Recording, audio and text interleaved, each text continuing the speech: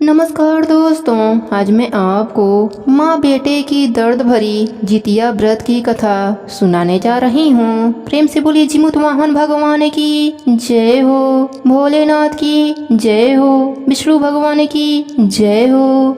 एक समय की बात है, एक गांव में एक पति पत्नी रहते थे। पति खेती बाड़ी का काम करता था और पत्नी घर के कामों को किया करती थी।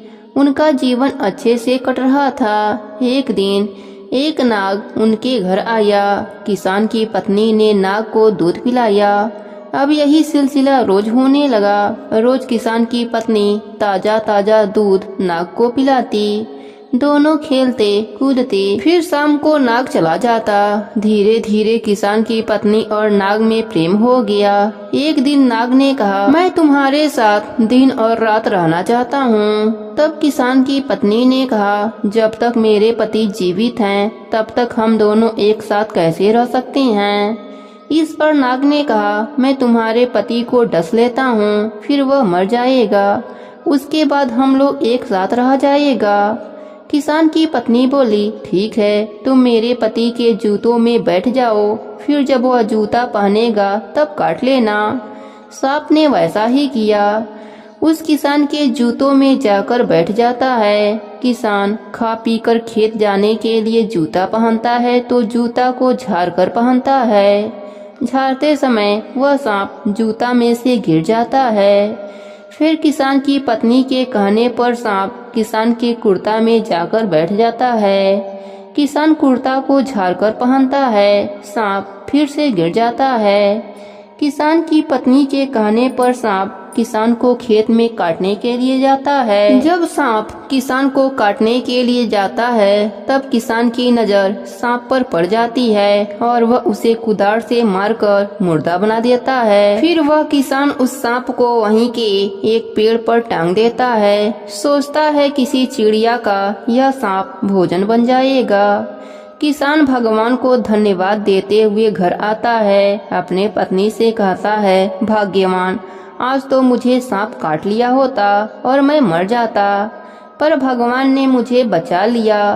तब पत्नी सांप की चिंता करते हुए सारी बात पूछती है। किसान अपने पत्नी को सारी बात बताता है। सांप के मरने की बात सुनकर पत्नी को बहुत दुख होता है। दुखी मन से पत्नी कहती है, आपने उस सांप को क्या किया। तब किसान कहता है, उसको मैंने वहीं एक पेड़ पर टांग दिया है, सोचा यह किसी चिड़िया का भोजन बन जाएगा। पत्नी दुखी मन से कहती है कि मैं पानी लाने जा रही हूँ। वह मिट्टी का घड़ा लेकर खेत में जाती है। वहाँ पर उस सांप को खोजती है। फिर सांप पेड़ पर लटका हुआ उसे मिल जाता है। सांप को पकड़कर खूब विलाप करती है। सांप से वादा करती है कि हे प्रिय, तुम्हें मारने वाले को मैं भार में झुकवा दूंगी। खूब रोती है। फिर उस सांप को घड़े में रखकर घर लाती है। घर लाकर उसे हंसिया से छोटा छोटा टुकड़ा बनाती है। 4 टुकड़ा खटिया के चारों गोड़ा के नीचे रखती है। एक टुकड़ा रजिया के नीचे रखती है। एक टुकड़ा मनही के नीचे रखती है। पहले के जमाने में रजिया और मनही से अनाज नापा जाता था। 4 टुकड़ा मचिया के नीचे रखती है। एक टुकड़ा दिया जलने वाली दीपक में रख देती है। फिर अपने पति के पास जाती है। कहती है, हे स्वामी, आज आपने काल को भी जीत लिया। आज आपने सांप को मारकर वीरता दिखाई है। उसका पति भी बहुत खुश था। उसने कहा, हाँ भाग्यवान, आज मैं भी बहुत खुश हूँ और भगवान को बार बार धन्यवाद दे रहा हूँ। पत्नी ने कहा, हे स्वामी, आप कहें तो हम और आप पहेली पहेली खेला जाए। तब पति कहता है, ठीक है, जैसी तुम्हारी मर्जी। तब पत्नी कहती है, लेकिन एक शर्त रहेगा। पहेली का उत्तर न देने पर भार में जाना पड़ेगा, यानी आग में जलकर भस्म होना पड़ेगा। पति तो बहुत खुश था, इसलिए सोचा मेरी पत्नी ऐसा कठिन कोई भी पहेली नहीं पूछेगी जिससे कि मुझे भार में जाना पड़े। वह खुशी खुशी शर्त को भी मान लेता है। पहले पत्नी अपनी पहेली कहती है, हे स्वामी, आप बताओ, पी खटिया, पी मचिया, पी रजिया, पी मनही, पिया के तिलवा जरेला सारी रतिया, इसका उत्तर बताओ। पति बहुत परेशान हो जाता है कि इसका उत्तर क्या होगा।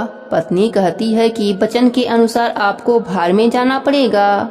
पति कहता है, हे पत्नी, मेरी एक ही बहन है, मैं उससे मिल आऊं, फिर तुम मुझे भार में झुकवा देना। पत्नी मान जाती है।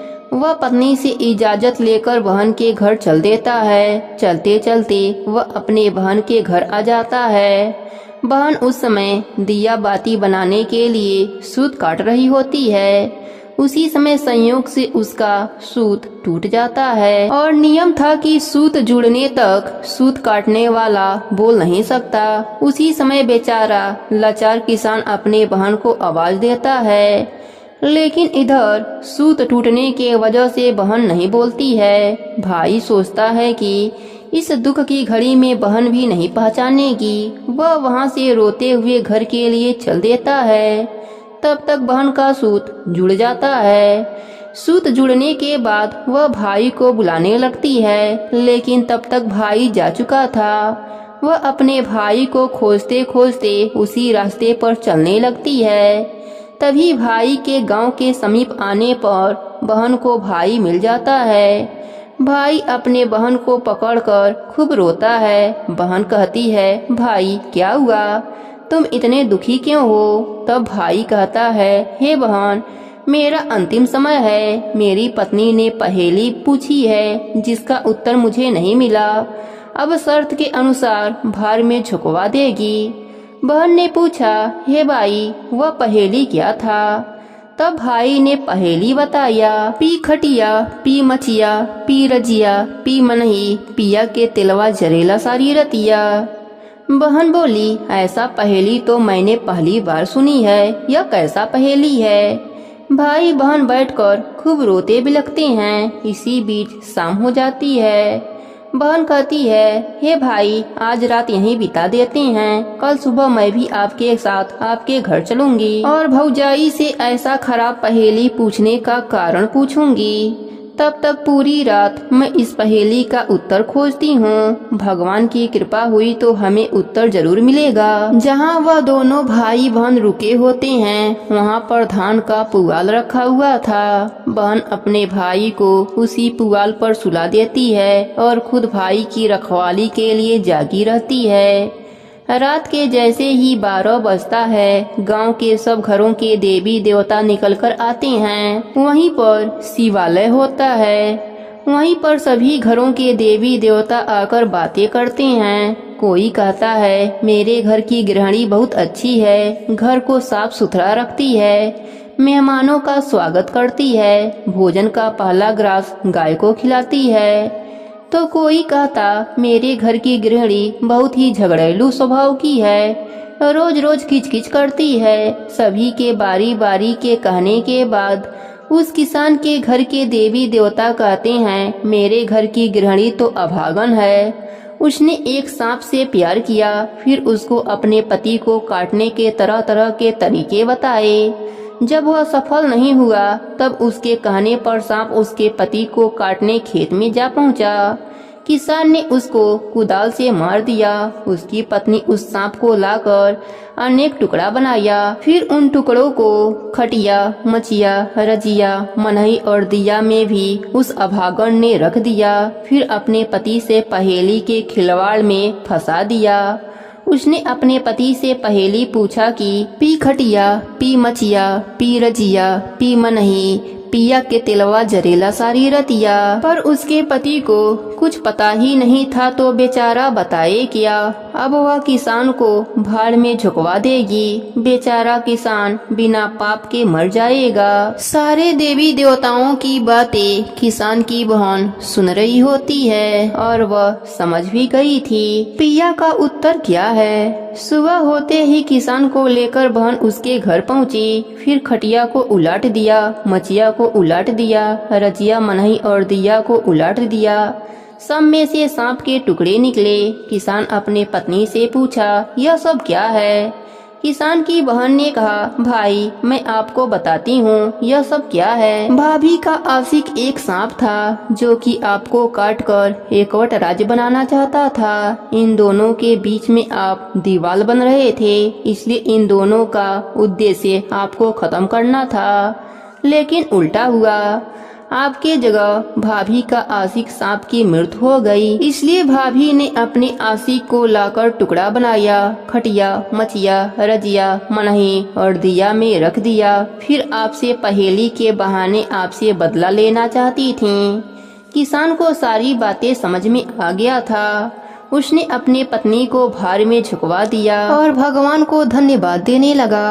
बहन कहने लगी, भाई आज जितिया का व्रत है। माँ जितिया का व्रत पूरे विधि विधान से करती थी। उन्हीं के कृपा से, उन्हीं के व्रत के प्रभाव से तुम्हें आज नया जीवन दान मिला है। तभी माँ की आत्मा प्रकट होती है। दोनों भाई बहन माँ से लिपट कर रोने लगते हैं। माँ कहती है, बेटा तू तो मेरा कलेजा है। मैं आज भी तेरी सलामती के लिए जितिया का व्रत करती हूँ। जब तेरी बीवी तुमसे धोखेबाजी करी तब मेरी ममता तड़प उठी और मैं इसी छत पर रहती थी और जिमुत भगवान से प्रार्थना करती थी कि मेरे बेटे की उम्र लंबी कर दीजिए, और भगवान ने मेरी सुन ली। सभी लोग जिमुत भगवान की जयकारा लगाने लगे। माँ की आत्मा को मुक्ति मिल गई। हे जिमुत भगवान, जैसे आपने मरी हुई माँ की सुनी, वैसे ही अपने सभी भक्तों पर अपनी कृपा बनाए रखना। सबके बेटों की लंबी उम्र रखना। प्रेम से बोले जितवाहन भगवान की जय हो।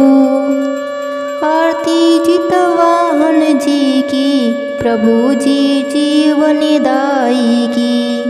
आरती जितवाहन जी की, प्रभु जी जीवन दाई की। थे वो गंधर्वों के राजा, किंतु सब राजे पाट त्यागा। थे वो गंधर्वों के राजा, किंतु सब राजे पाट त्यागा। बन को गए पिता के लिए, उन्होंने सेवा सारी की। प्रभु जी जीवन दाई की, आरती जितवाहन जी की। प्रभु जी जीवन दाई की। मिली उन्हें एक दिन नाग स्त्री, होनी थी पुत्र की उसकी बलि। मिली उन्हें एक दिन नाग स्त्री, होनी थी पुत्र की उसकी बलि। अश्रु से भरे निराशित छवि, उन्होंने उसकी व्यथा सुनी। प्रभु श्री जीवन दाई की, आरती जितवाहन जी की। प्रभु श्री जीवन दाई की। व्यथा सुन द्रवित हुए प्रभु जी, बलि के लिए चले खुद ही। व्यथा सुन द्रवित हुए प्रभु जी, बलि के लिए चले खुद ही। साहसी ढंग देख हुआ दंग, गरुड़ ने नागे बलि छोड़ी। प्रभु श्री जीवन दाई की, आरती जितवाहन जी की। प्रभु श्री जीवन दाई की। सासी ढंग देख हुआ दंग, गरुड़ ने नागे बलि छोड़ी। प्रभु श्री जीवन दाई की, आरती जितवाहन जी की। प्रभु श्री जीवन दाई की। नाग पुत्रों की रक्षा, प्रभु को मिली शिव अनुशंसा। नाग पुत्रों की रक्षा, प्रभु को मिली शिव अनुशंसा। जो जितिया करे जिमुत को पूजे, सुखी रहे उसकी संतति। प्रभु श्री जीवन दाई की, आरती जितवाहन जी की। प्रभु श्री जीवन दाई की, आरती जितवाहन जी की। प्रेम से बोलिए जितवाहन भगवान की जय हो।